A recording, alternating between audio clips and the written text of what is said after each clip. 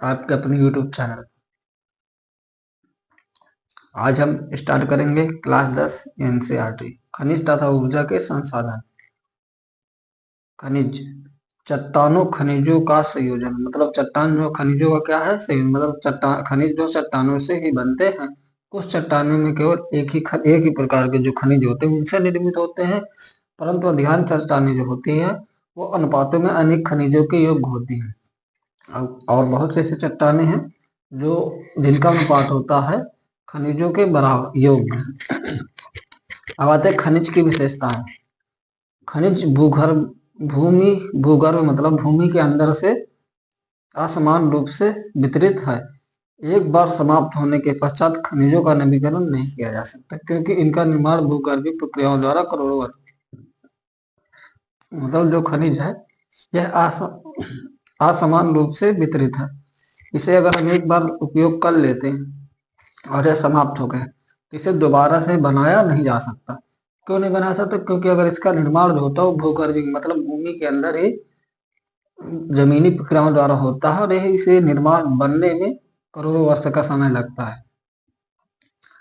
कुछ खनिजों की समस्या का निर्माण केवल हीरा रासायनिक तत्व होता है। यह सबसे कठोर खनिज है, परंतु अधिकतर खनिज एक से अधिक रासायनिक तत्वों से मिलकर बनते हैं। मतलब जो कुछ खनिज जो होते हैं उनका निर्माण केवल एक ही है, एक ही रासायनिक तत्व से होता है। जैसे इसकी हीरा का निर्माण एक ही रासायनिक तत्व से होता है और वो सबसे ज्यादा कठोर होता है। परंतु अधिकतर खनिज जो होते हैं रासायनिक तत्वों से मिलकर बनते हैं। चट्टानों के कारण खनिजों में विविध रंग, कठोरता, चमकता, घनत्व तथा विविधता क्रिस्टल पाए जाते हैं। और जो चट्टान है उन्हीं के कारण क्या है, खनिजों में विविध रंग जो होते हैं उनके उन्हीं में कठोरता और रंग पाया जाता है और क्रिस्टल पाए जाते हैं, कलर और क्रिस्टल पाए जाते हैं। किनमें? चट्टानों के कारण है।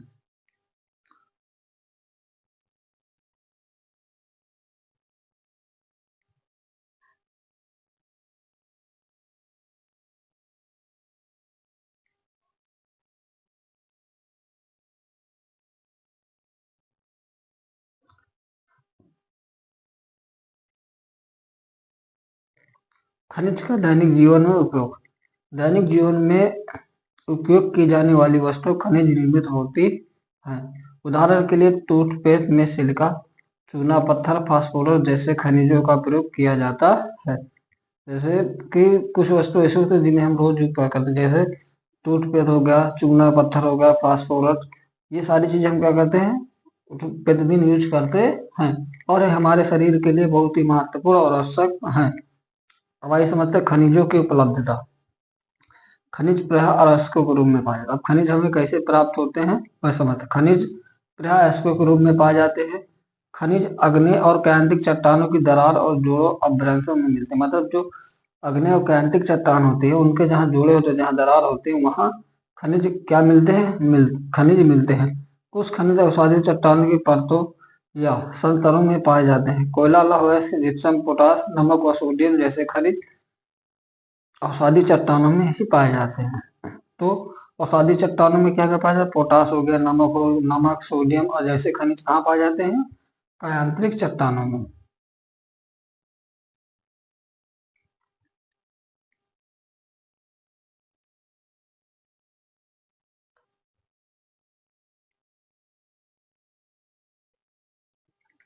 कुछ खनिजों का निर्माण, अब कुछ खनिज जो होते हैं जिनका निर्माण चट्टानों के अपघटन से होता है। उदाहरण के लिए बॉक्साइट का निर्माण क्या होता है? चट्टानों का जब अपघटन होता है उससे होता है। कुछ खनिज पहाड़ियों के आधार तथा घाटी तल के रेत एवं जमाव में पाए जाते हैं। इन खनिजों में सोना, चांदी, टीन और प्लेट प्रमुख है। मतलब कुछ खनिज होते हैं जो पहाड़ी घाटी में जो रेत जमा हो जाती है उसमें पाया जाता है। जैसे क्या क्या सोना, चांदी, टिन, प्लेटियम प्रमुख धातुएं पाई जाती हैं। महासागरीय जल में खनिज विशाल मात्रा में पाए जाते हैं। और जो महासागर मतलब जहाँ महासागर है वहाँ खनिज सबसे ज्यादा पाए जाते हैं। उदाहरण के लिए साधारण नमक और मैग्नीशियम, ब्रोमीन। महासागर समुद्र, जैसे आपने देखा होगा कि नमक समुद्र में सब ज्यादा पाया जाता है, वहाँ मैग्नीशियम और ब्रोमीन पाया जाता है। सब ज्यादा कहाँ? महासागर जल में सबसे ज्यादा खनिज पाए जाते हैं।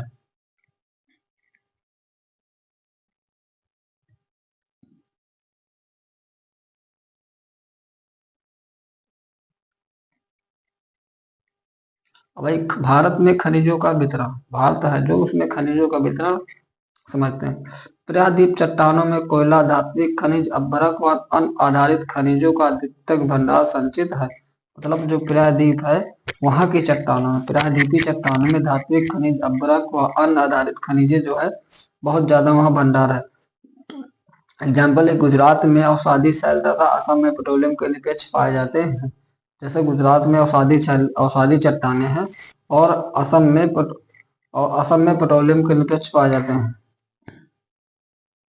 राजस्थान में अनेक लौह खनिज प्रायद्वीप शैल क्रम के साथ पाए जाते हैं, और जो राजस्थान है वहाँ लौह खनिज सबसे ज्यादा प्रायद्वीपीय शैल के रूप में पाए जाते हैं। उत्तरी भारत के विशाल जलोढ़ मैदान में, उत्तरी भारत का जो भारत का विशाल जलोढ़ मैदान है वहाँ खनिज के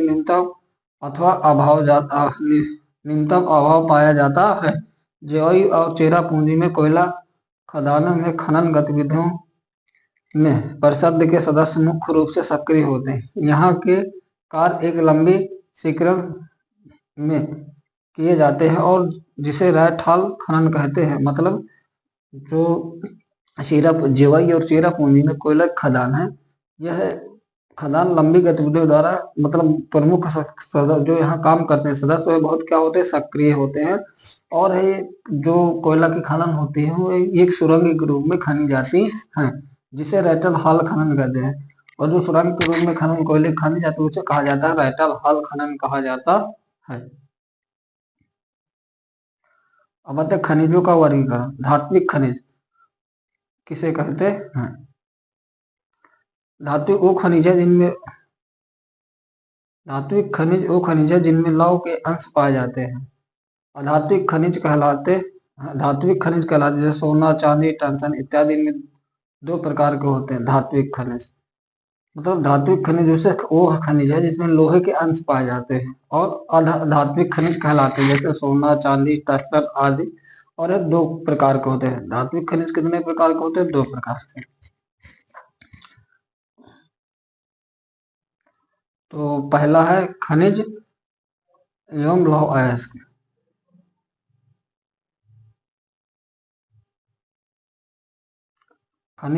लौह खनिज एवं अयस्क। लौह खनिजों को लौह अयस्क एवं मैग्नीज में विभाजित किया जाता है।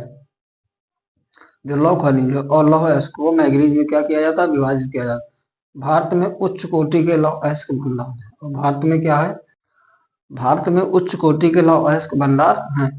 सर्वोत्तम प्रकार का लोहा अयस्क मैग्नेटाइट है। मतलब सबसे अच्छा लोहा क्या का होता है? मैग्नेटाइट का, जिसमें 70% लोहांश, और इसमें कितना 70% लोहा पाया जाता है। और इसे सर्वश्रेष्ठ, और यह सबसे ज्यादा इसमें चुंबकीय गुण होते हैं, जो विद्युत उद्योग में विशेष उपयोगी होते हैं। और ये विद्युत उद्योग जहाँ होते हैं वहां सबसे ज्यादा मात्रा में उपयोग किए जाते हैं। हेमेटाइट में लोहांश की मात्रा 50 से 60% पाई, और एक हेमेटाइट लोहा होता है उसमें लोहा की मात्रा कितने पाई जाती है? 50 से 60%। भारत में लौह अयस्क की प्रमुख पेटी, मतलब भारत में लौह अयस्क की प्रमुख पेटियां कहाँ कहाँ है?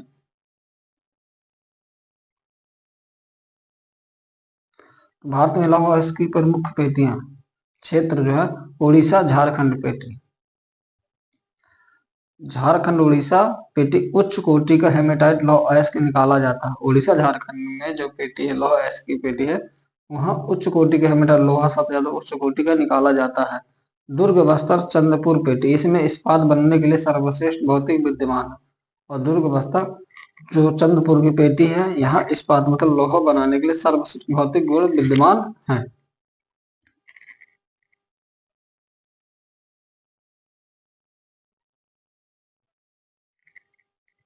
बेल्लरी दुर्ग, चिकमंगलुरु, तुमकुरू पेटी, चिकमंगलम, तुर्कुम पेटी, कुकेंद्र मुख की चट्टानें संसार के सबसे बड़े निपेक्ष में से एक है, और जो कुकेंद्र मुख की चट्टानें हैं संसार में सबसे बड़े ये निपेक्ष है। महाराष्ट्र गोवा, महाराष्ट्र गोवा पेटी, यहाँ की लौह की गुणता निम्न कोटि की होती है। लौह खनिज, ऐसे खनिज जिनमें लोहा तत्व नहीं पाए जाते हैं लौह खनिज कहलाते हैं। उदाहरण तांबा, बॉक्साइट, सीसा और सोना। लौह खनिज का उपयोग धातु शोधन, इंजीनियर तथा विद्युत उद्योग में होता है। और जो लौह खनिज है इनका उपयोग धातु शोधन, इंजीनियर तथा विद्युत उद्योग में होता है।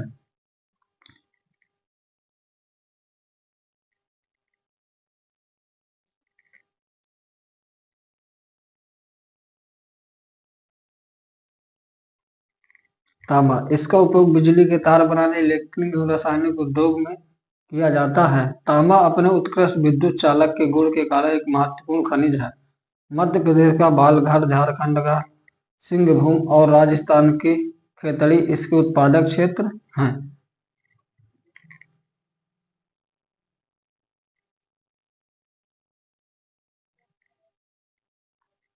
बॉक्साइट, बॉक्साइट निरपेक्ष बॉक्साइट निक्षेपों की रचना एल्यूमीनियम, सिलिकॉन एवं समृद्ध व्यापक भिन्नता वाली चट्टानों के विघटन से होती है। एल्यूमीनियम अपनी मजबूती और कम भार के लिए जाना जाता है। एल्यूमीनियम का उपयोग बर्तन, बिजली के सामान आदि के निर्माण में व्यापक रूप से किया जाता है। भारत में बॉक्साइट मुख्यतः अमरकंटक पठार, मैकाले की पहाड़ियां तथा बिलासपुर कटनी के पठारी प्रदेशों में पाया जाता है। भारत में उड़ीसा बॉक्साइट का सबसे बड़ा उत्पादक राज्य है। तो भारत में सबसे ज्यादा बॉक्साइट कहाँ पाया जाता है? उड़ीसा में। और भारत में बॉक्साइट मुख्यतः अमरकंटक के पठार और मैकाले की पहाड़ियां तथा बिलासपुर कटनी के क्षेत्र मतलब मध्य प्रदेश में भी पाया जाता है।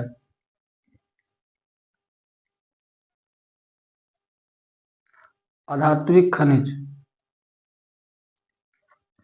अधात्विक खनिज इसकी मुख्य विशेषता यह है इसके गलने के पश्चात किसी नए उत्पाद का निर्माण होता है। उदाहरण के लिए हब्बरक और चूना पत्थर।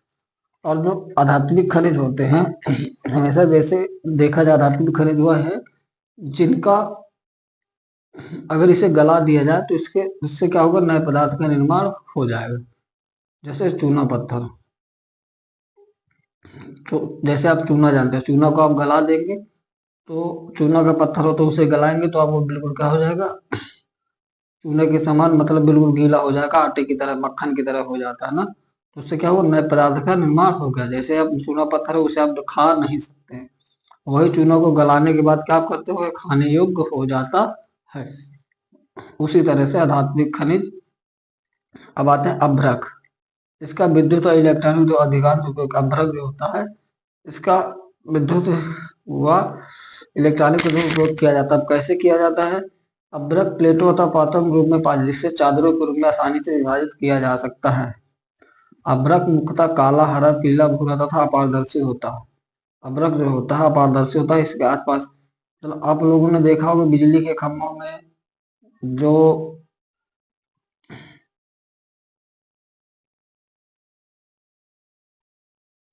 आप लोगों ने देखा होगा जो बिजली के खंभों में बनी मतलब वो लगा नहीं होता, क्या कहते हैं, जो चीनी पोत के बर्तन के ऊपर लगा जिससे करंट तारों के ऊपर लगाया जाता है और खंभे तारों के ऊपर चीनी पोत का लगा होता, उसे ही अभ्रक कहते हैं। छोटा नागपुर पठार का उत्तरी पठारी किनारा बिहार और झारखंड की कोडरमा, गया, हजीराबाद की पेटी, राजस्थान, अमेजन और आंध्र प्रदेश में नल्लोर अभ्रक की प्रमुख उत्पादक क्षेत्र हैं। अब आइए समझते हैं चूना पत्थर। चूना पत्थर अधिकांश औषधि चट्टानों में पाया जाता है। चूना पत्थर अधिकांश कहाँ पाया जाता है? औषधि चट्टानों में तथा मैग्नीशियम कार्बोनेट से बनी चट्टानों में पाया जाता है। सीमेंट उद्योग का आधारभूत कच्चा माल है। यह कर्नाटक और आंध्र प्रदेश आसानी से मिल जाता है। और जो चूना पत्थर है यह किसी चूना पत्थर जो औषधि चट्टानों में पाया जाता है। और जो सीमेंट बनती है यह इसमें चूना पत्थर ही मिलाया जाता है जो कि सीमेंट के लिए कच्चा माल का काम करता है। और यह मुख्य रूप से कर्नाटक और आंध्र प्रदेश में पाया जाता है। अब आते हैं खनन से खतरे क्या होते हैं। खनन से खतरे हमें निम्न से हो सकते, जैसे खदानों में देखते हैं आप उसमें सूर्य का प्रकाश पहुंचना बहुत मुश्किल हो जाता है, जिससे क्या होता है कार्य करना कठिन हो जाता है, अंधेरा रहेगा। अब वहाँ क्या होता है कि कभी कभी जमीन के अंदर सुरंग बनाते हैं तो वहाँ क्या होता है पानी निकल आता है, या कभी कभी होता है छत जो होती है जमीन की परत होती है ऊपर से नीचे धंस जाती है, जिससे क्या होता है जान की हानि होती है, जान भी जा सकती है। अब जो आप नीचे सुरंग में घुसे ऊपर की जमीन नीचे धंस गए तो क्या आप दब जाएंगे, क्या होगा मर जाएंगे जिससे। और खदानों में जो श्रमिक जाते हैं उनमें क्या होता है सांस और फेफड़े संबंधी बीमारी हो जाती, समस्या बढ़ जाती है। क्यों बढ़ जाती है, क्यों वहाँ उन्हें पूर्ण रूप से ऑक्सीजन नहीं मिल पाती है। अब आते हैं खनिजों का संरक्षण, मतलब खनिजों को बचाया कैसे जाता है।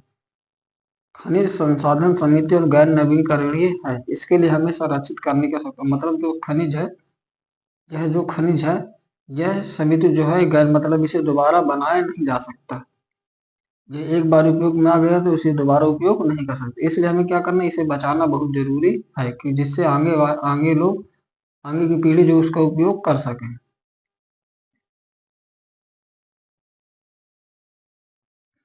और उसके लिए हमें क्या करना चाहिए कि इन चीजों को अधिकतर से अधिक बचाना चाहिए जिससे आगे के लोग उपयोग कर सके। अब आते हैं अगला टॉपिक है ऊर्जा और संसाधन। ऊर्जा के संसाधन करो।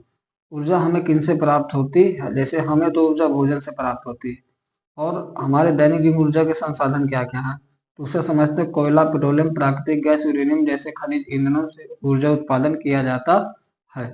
ऊर्जा संसाधनों को पारंपरिक और गैर पारंपरिक स्रोत में वर्धित किया गया है, मतलब ऊर्जा के उत्पादन के जो संसाधन हैं उनको हम दो भागों में बांटे हैं, एक परंपरागत है, एक गैर परंपरागत है। परंपरागत वो है जिसे हम दोबारा निर्माण नहीं कर सकते, मतलब उसे निर्माण तो कर सकते हैं लेकिन इसे निर्माण होने में हजारों करोड़ों वर्ष का समय लगेगा, उसे हम क्या करेंगे परंपरागत ऊर्जा के स्रोत। अब तो आप तो सोचिए ऐसे कौन से पारंपरिक ऊर्जा के स्रोत है जिन्हें हमें निर्माण करने में हजारों वर्ष का समय लगता है, जैसे कोयला, पेट्रोलियम, प्राकृतिक गैस, विद्युत इत्यादि। अब आते हैं हम समझते हैं कोयला कितने प्रकार का होता है। अब कोयला का उपयोग कहाँ कहाँ होता है, तो कोयला का उपयोग देखो सोचा जाए तो कहा जाए तो कोयला का उपयोग हम बिजली बनाने में, सबसे ज्यादा विद्युत बनाने में करते हैं। और आप सोचिए हम कोयला का उपयोग और किन किन कामों में करते हैं। संपीड़न की मात्रा, गहराई में दबने के आधार पर कोयला अनेक रूपों में पाया जाता है, मतलब कोयला जो है जमीन में अधिक गहराई में दबने के कारण किस कई कई रूपों में पाया जाता है। जैसे आप लोगों ने देखा होगा कि कोई भी चीज हो तो अगर हम उसे जितना ज्यादा ही पकाएंगे उतना ही वह अच्छा रहेगा ना। तो जमीन के अंदर जो चीजें जितनी ज्यादा गहराई में जाएंगे उतना ही ज्यादा अच्छा निकलेगा। तो कोयला चार प्रकार, कितने प्रकार का होता है, चार प्रकार का। तो आइए कोयला समझते हैं। पीट्स कोयला, पहला क्या है, पीट्स कोयला। पीट्स कोयला जो होता है इसमें कार्बन की मात्रा जो है कम पाई जाती है।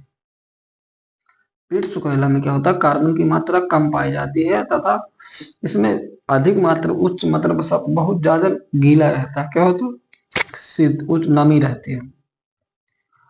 और लिग्नाइट कोयला, यह कोयला निम्न कोटि एवं भूरा एवं मुलायम होता है। और लिग्नाइट का जो कोयला होता है क्या होता है, उच्च कोटि का तो होता है पर ये भूरा होता है, और इसमें नमी की मात्रा बहुत अधिक होती है। इसमें नमी की मात्रा भी अधिक होती है, इसमें भी नमी की मात्रा अधिक होती है, लिग्नाइट कोयला में और पीट्स कोयला में। अब आते हैं बिटुमिन्स कोयला। इसका निर्माण गहराई में दबने तथा अधिक तापमान से प्रभावित होने से होता है। और यह बिटुमिन्स कोयला जो होता है यह सब ज्यादा गहराई में दबती है, गहराई में होने के कारण क्या होता है और अधिक तापमान में दबने से प्रभावित होता है। और बिटुमिन कोयला का निर्माण गहराई में दबने से होता है।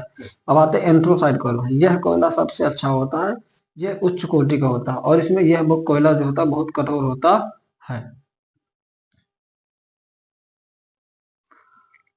भारत में कोयले का वितरण। भारत में कोयला निम्न दो मुख्य भूमि गर्भिक युगों के शैल क्रम में पाया जाता है, एक गोंडवाना, दूसरा एशियारी कोयला। गोंडवाना कोयला जो है इसका निर्माण 2 लाख वर्ष पहले हो चुका था। कितना? 200 लाख वर्ष पहले गोंडवाना कोयला का निर्माण हो गया था।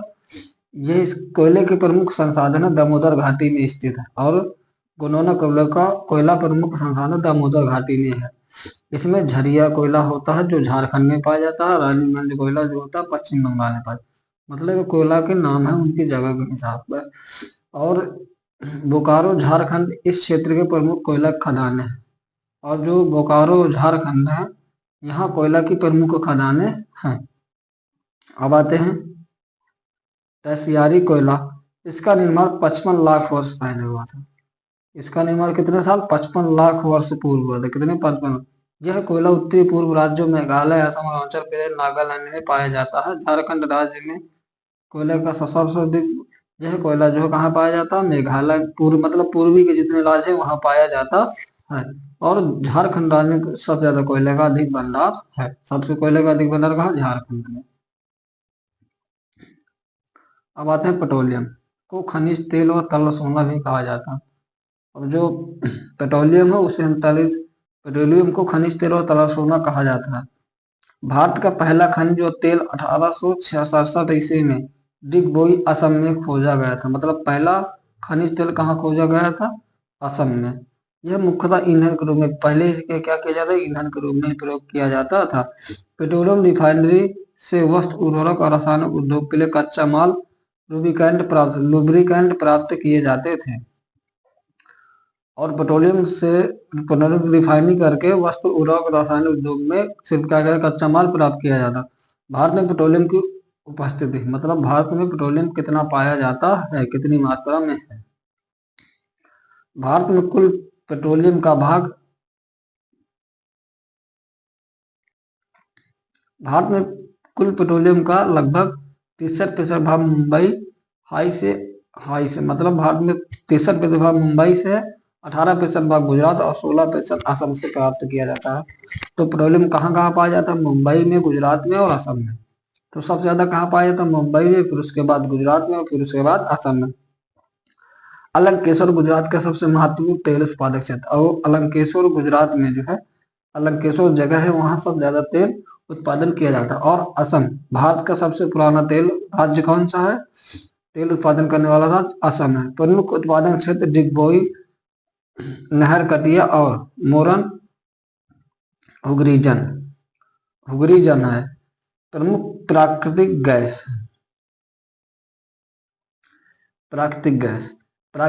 एक महत्वपूर्ण स्वच्छ ऊर्जा का संसाधन है। यह जलता तो है पर क्या होता है? प्रदूषण बहुत कम उत्पन्न करता है, जिससे पेट्रोलियम उद्योग, खनन, खाना पकाने और ऑटोमोबाइल के लिए उपयोगी है। और क्या है? यह पेट्रोलियम उद्योग जहां जहां पेट्रोल का उपयोग किया जाता है उन उद्योगों में और खाना पकाने एवं मोबाइल जो ऑटो चलते हैं, ई रिक्शा, ऑटो, ट्रक, इन सब चीजों में क्या है? इनका उपयोग करना जरूरी है। ऊर्जा और उर्वरक उद्योग प्राकृतिक गैस से प्रयुक्ता है। गाड़ियों में इसका उपयोग संपीड़ित प्राकृतिक गैस, जिसे सीएनजी गैस के रूप में जाना जाता है, जो बहुत लोकप्रिय है। भारत में वर्तमान में कृष्णा गोदावरी नदी बेसिन में प्राकृतिक गैस के विशाल भंडार खोजेगा। और भारत में क्या हुआ? वर्तमान समय कृष्णा और गोदावरी नदी में गैस के भंडार खोजे। विद्युत, भारत में विद्युत मतलब बिजली कितने प्रकार से बनती है? तो एक पारंपरिक रूप से एक जल से के द्वारा, एक जो हुआ करता है, एक बिजली जो बनती है वो कोयला, पेट्रोलियम, गैस से, ठीक है, और दूसरी बनती है जल के द्वारा। तो बिजली दो तरीकों से बनाई जाती है। तो आप लोग बताएंगे बिजली दो तरीकों से बनाई जाती है, तो वह कैसे कैसे बनाई जाती है? तो बिजली कितने प्रकार से बनाई जाती है? 2 प्रकार से, एक जल द्वारा और एक प्राकृतिक ईंधनों द्वारा। अब हम समझते बायोगैस। बायोगैस ग्रामीण क्षेत्रों में झाड़ियाँ, कृषियाँ, बड़े पशु और मानव के घरेलू उपयोग में उत्पादन अपशिष्ट से उत्पन्न की जाती है। ज्वारीय ऊर्जा महासागरीय तरंग तथा उपयोग भारी मात्राओं में विद्युत उत्पादन के लिए किया जाता है। भारत में ज्वारीय ऊर्जा उत्पन्न करने के लिए आदर्श दशाएं समुद्र की खाड़ी, कच्चा माल की खाड़ी तथा पश्चिम तट पर गुजरात और पश्चिम बंगाल में गंगा डेल्टा में उपस्थित है। तो बायोगैस के बारे में हालांकि आप लोग जानते होंगे। गैस ग्रामीण जो झाड़ियाँ अपशिष्ट कृषि मानव और घरेलू उपयोग में उत्पन्न, मतलब जो हमारे द्वारा जो पदार्थ मतलब हम यूज करने के बाद जो भी कचरा कूड़ा करकट फेंक देते हैं